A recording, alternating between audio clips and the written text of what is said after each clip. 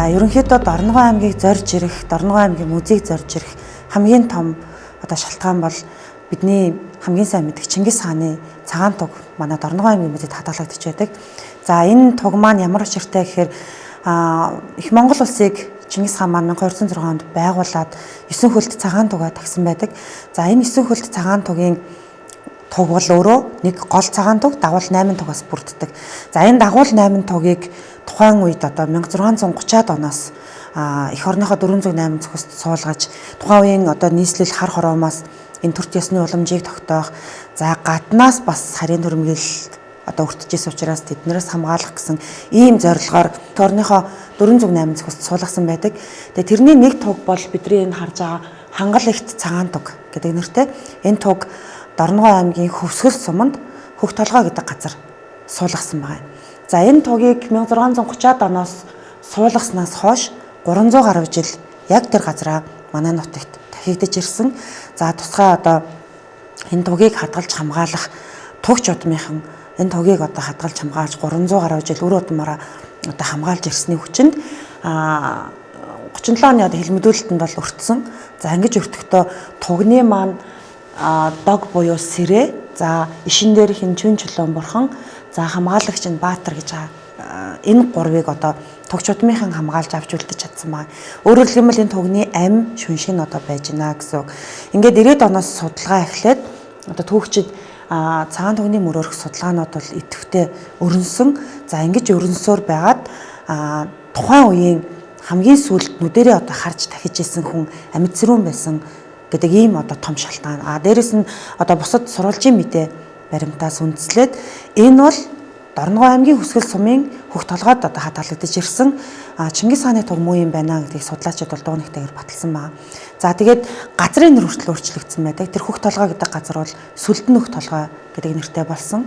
За архивын баримтуудыг үзэх юм бол 1940-од оны үед яг хэлмэдүүлэлтэнд өртөхөө өмнөхөн маршалч явуулсан яг тугны гэрт очиж зураг авч ирсэн. Энэ туг зураг бол бидний интернетээр яваад байгаа тугны сүлдний гэрийн зураг бол манай энэ нутгийн тугны гэрийн зураг байна гэсэн үг. За тэгээд 2012 онд бид Дорногов судлалын эрдэм шинжилгээний хурлаа зөвхөн тугны судалгааны талаар өрнүүлсэн. Тэгээд энэ эрдэм шинжилгээний хурлд бол маш олон түүхчид, эрдэмтэн судлаачид оролцож энэ туг Чингис хааны туг муу юм байна гэдгийг бол дуунигтайгаар баталсан байгаа.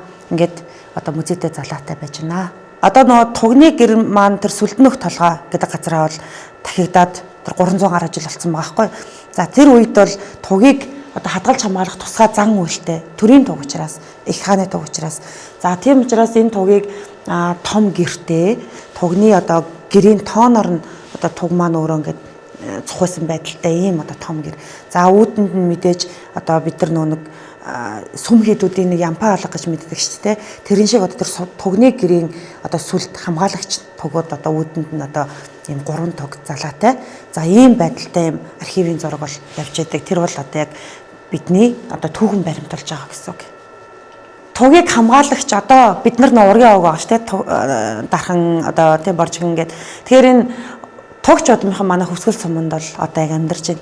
Энэ хүмүүс яасан бэ гэхээр энэ тугийг 1630-аад онд яг Хөвсгөл сумын Монгол орныхоо урд хязгаарт яг энэ суулгана гэд тогтооцсон байж тээ. Хөвсгөл сумын Хөх толгой гэдэг газар аваачиж суулгахын тулд одоогийн Ар хангаа Хөвсгөл аймгийн зааг дээр нутгалж исэн 40 өрх айлыг зөвхөн энэ тугийг дагалдуулаад хамгаалах эн чинь бас тусгай юм төрийн зан үйл дэг ёстой байсан байна. Тэгэхээр энэ дэг ёсыг хариуцаж хамгаалж одоо нөгөө цаг хугацаанд нь дахиж тунгах тэр үйлийг хийх энэ 40 өрх айлыг ингэж суулгасан байна. За энэ 40 өрх айлын хүмүүс зөвхөн энэ тугийг хамгаална. Хамгаалагч гэсэн.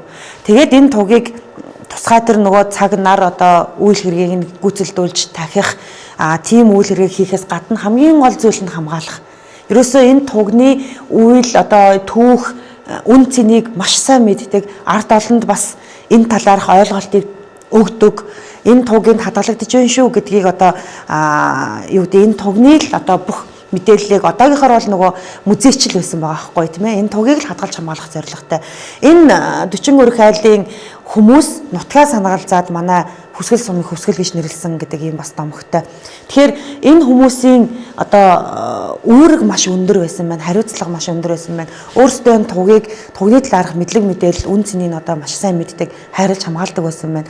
Тэгэхээр тэр нэг тугчийн хин нэг нь тэр хилмигдүүлэлтийн үед одоо ам өрсөн тэр хог дээрээс энэ гурыг бас нуучхааж авч үлдсэн байна гэдэг нь өөрөө Монгол орноос олдсон өнөөдрийн байдлаар цорын ганцын тугийг одоо энд байлгах хамгийн гол үүргийг гүйцэтгэсэн юм байгаа байхгүй.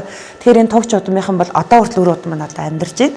Тийм болохоор энэ туг эндээ хадгалагдаж энэ нутагтаа одоо байх ёстой байсан байна тийм ээ цаанаасаа бас. Тэгэхээр энэ 300 гаруй жил хадгалагдаад одоо бараг 100 гаруй жил нь нэмэгдсэн байна тийм. Энэ туг манай нутагт ирснээр 400 гаруй жил одоо болж байна л гэсэн. Донд нь одоо нэг хэсэгэн хилмигдүүлэлтэнд өртсөн болохоос биш энэ туг ерөөсөө энд хязгаар нутагт суулгаснаас хойш 400 гаруй жил одоо зөвхөн Дорногов аймагтаа дахигдаад хадгалагдаад ирсэн байна. Тэгэхээр Чингис хаантай холбогдох үзмэр бол ер нь бол маш ховор шүү дэлхийд. Одоо бид нар 13-аас 14-р зууны үеийн үзмэр он цагийн үед ч тийм Чингис хааны үед холбогдно гэд маш олон үзмэрийг нэрлж олно. Харин Чингис хаантай өөртөө нь холбогдох үзмэр бол маш ховор.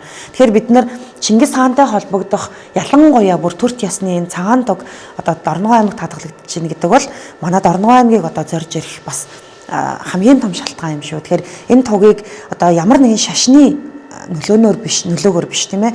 Энэ бол төрт ясны бидний дэлхийг одоо эзэлж байсан Чингис хааны гол одоо туг энд байж байгаа учраас энэ бол төрт ясны маш том юм утга агуулга юм аа. Энийг ирж хүндэтгэл үзүүлэх одоо заавал шашны нөлөөгөөр биш шүү дээ тийм ээ. Хүндэтгэл үзүүлэх энэ тугийг одоо өөрийнхөө ялангуяа юм төрийн ажилтан албан агчид бол энэ тугийг бол бас маш их үн цэнийг ойлгоосоо мэдээсэ гэж хүсэж байна. Тэгээд манай музейг бас зорж ирээд бас цагаан дугандаа Чингис хааны хангалах цагаан дугандаа хүндэтгэл үзүүлээрэ гэж урьж байна.